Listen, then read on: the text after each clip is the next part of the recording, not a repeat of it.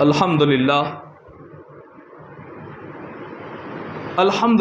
الوحدہ والصلاة والسلام علی من لا نبی بعدہ ثم الصلاة والسلام علی من لا مہدی بعدہ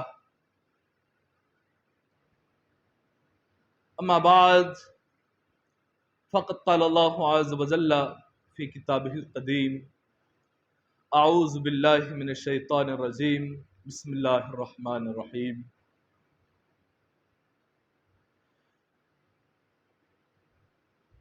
یا ایھا الذین آمنوا من یرتد منکم عن دینہ فسوف یأتی اللہ بقوم یحبهم ویحبونہ. اما بعد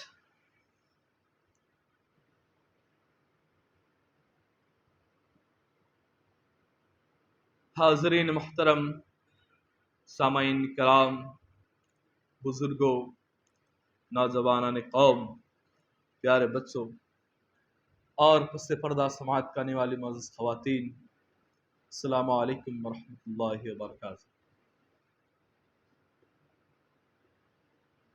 خلاق کائنات اپنے کلام بلاغت نظام میں ارشاد فرماتا ہے، یا ایھا الذین آمنوا، اے ایمان والو، اگر تم اپنے دین سے پھرنا چاہتے ہو، اگر اب تم اپنے دین سے انحراف کرنا چاہتے ہو، اگر تم اپنے دین سے پلٹنا چاہتے ہو تو بلا جھجک اپنے دین سے پلٹ جاؤ. یقیناً ہم ایک ایسی قوم کو لے کر آئیں گے کہ جس قوم سے بذات خود ہم محبت کریں گے اور وہ قوم بھی ہم سے محبت کرے گی. حاضرین محترم، سامعین کرام،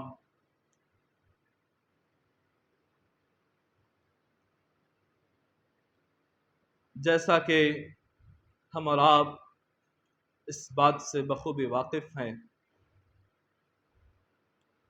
کہ یہ زمانہ جس میں ہم زندگی کے شب و روز بسر کر رہے ہیں، اگر ہم دیکھیں ساری دنیا میں مسلمان پستی کی حالت میں دکھائی دے رہا ہے. چاہے آپ پاکستان کی بات لے لیں، چاہے آپ سویڈن یا ڈنمارک وغیرہ کے کوئی مقامات کا مشاہدہ کر لیں، ہر روز آپ کو یہ خبر سننے کو ملے گی کہ آج سویڈن میں، آج ڈنمارک میں قرآن پاک کے صفحے کو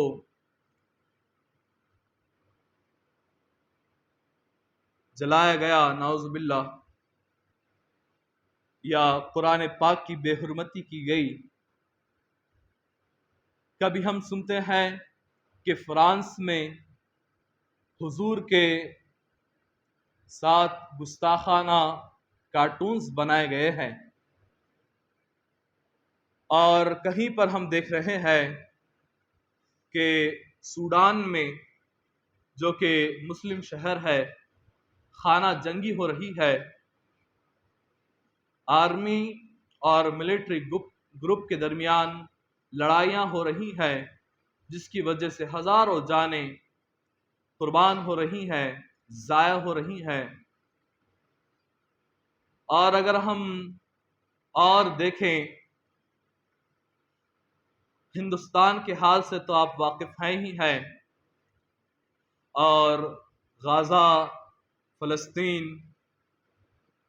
وہاں پر بھی ظلم و تشدد، بربرتا، اور روزانہ انسانیت کا قتل ہو رہا ہے. روزانہ امن کی چادر معصوم بچوں کے خون سے رنگین ہو رہی ہے، اور ہر کسی کے لبوں پر ہے کہ مہدی کب آئیں گے، مہدی کب آئیں گے. یقیناً مہدی ہی ہمیں اس ظلم سے نجات دلا سکتے ہیں. یقیناً مہدی ہی جو ہے ہمیں تمام مشکلوں سے نکال سکتے ہیں، بلکہ آپ نے سوشل میڈیا پر یہ کلپ بھی سنی ہوگی، سلام یا مہدی، سلام یا مہدی۔ حاضرین محترم، یقیناً فلسطینی بھائیوں سے میں مخاطب ہوں، جس مہدی کا تم انتظار کر رہے ہو وہ مہدی آئے اور آ کر چلے گئے، اب کوئی مہدی آنے والے نہیں ہے۔ لہٰذا اب جو تمہیں کرنا ہے وہ یہی کرنا ہے کہ بس صبر کرنا ہے، بلکہ میں انہیں یہی کہوں گا کہ اگر تمہیں کچھ کرنا ہی ہے، اگر تم واقعتاً مہدی کے مصدق ہونے کی خواہش رکھتے ہو تو جان لو کہ مہدی کا مصدق کیسا ہوتا ہے۔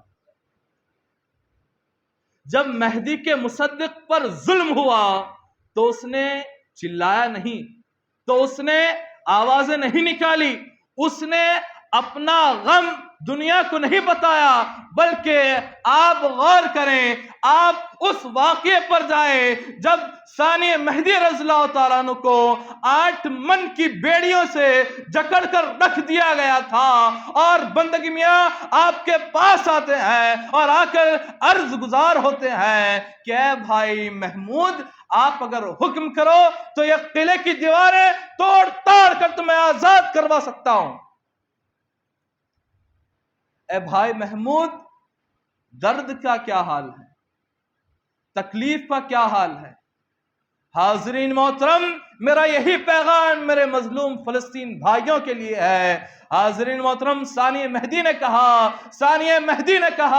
کہ اے بھائی خندمیر، اگر میں یہ کہوں گا کہ مجھے تکلیف نہیں ہو رہی ہے تو وہ جھوٹ ہو جائے گا، اور اگر میں یہ کہوں گا کہ مجھے بہت درد ہو رہا ہے، مجھے بہت تکلیف محسوس ہو رہی ہے، تو یہ خدا کی قسم بارگاہ رب العزت میں یہ گلا ہو جائے گا، یہ اللہ کی بارگاہ میں گلا ہو جائے گا۔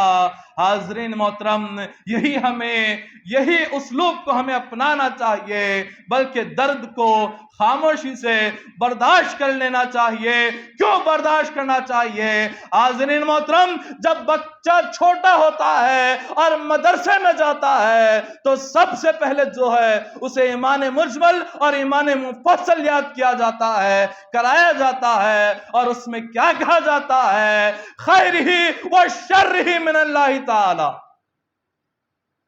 خیر بھی اللہ ہی کی طرف سے ہے اور شر بھی اللہ ہی کی طرف سے ہے۔ تو جب خیر کو ملنے پر خوشیاں اٹھا رہے ہیں تو جب غم مل رہا ہے، جب شر مل رہا ہے تو یہ سب واویلا کیوں؟ الغرض بتلانا یہی مقصد ہے آپ کو جو ہے وہ اس جملوں کو میں فلسطین کی ماں سے مخاطب ہو رہا ہوں اور یہ کہہ رہا ہوں کہ یقیناً ایک مائیں وہ بھی تھی جو رنگریز شہداء کی تھی۔ انہوں نے کیا کہا تھا؟ اپنے بچوں کو شہادت کی طرف کیسے راغب کیا تھا؟ اگر ہوگے شہید تو پڑھوں گی درود میں، اگر نہ ہوگے شہید تو بخشوں گی ندود میں۔ حاضرین محترم، بھلا مسلمان، بھلا مومن شہادت سے کب سے ڈرنے لگا؟ موت سے کب ڈرنے لگا مومن؟ مسلمان موت سے کب ڈرنے لگا؟ ارے یہ تو شہادت ہے۔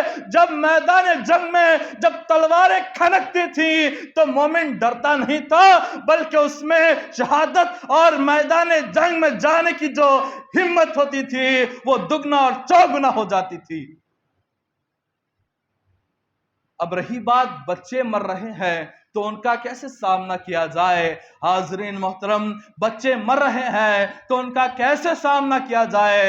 اس کے بارے میں بھی ہمارے پاس آیا ہے، اس کے بارے میں بھی ہمارے پاس آیا ہے۔ آپ غور کریں، جب میدان کربلا میں امام حسین نے اپنے 6 مہینے کے علی اصغر کو اٹھا کر کیا کہا تھا؟ وہ ایک تصویر جو ہے، ایسی تصویر ہے کہ جس میں 1000 معنی چھپے ہوئے ہیں، 1000 فرمان چھپے ہوئے ہیں۔ وہ ایک تصویر تمہیں بہت کچھ بتلا رہی ہے۔ وہ تصویر یہ بھی کہہ رہی ہے کہ اے میرے امتیوں، اے میرے نانا کے امتیوں، تم یہ جان لینا کہ کل کے دن تمہارے بھی 6 مہینے کے تمہارے بھی 6 مہینے کے علی اصغر کے ساتھ ایسا کیا جائے گا۔ اس وقت میں حسین کا، اس وقت میں حسین کی اسلوب کو اپنانا ہوگا۔ اس وقت میں حسین کو جو ہے اپنا اسوہ حسنہ بنانا ہوگا۔ اس وقت جو ہے تمہیں ثابت قدمی سے رہنا ہوگا۔ حاضرین محترم، جو مومن جو ہوتا ہے وہ تکلیفوں سے ہرگز نہیں ڈرتا، بھوک سے ہرگز نہیں ڈرتا، فقر و فاقے سے ہرگز نہیں ڈرتا۔ ارے میں تو یہ کہتا ہوں کہ جس قوم نے کربلا دیکھا ہے اس قوم کے سامنے اسرائیل کی کیا اوقات ہے؟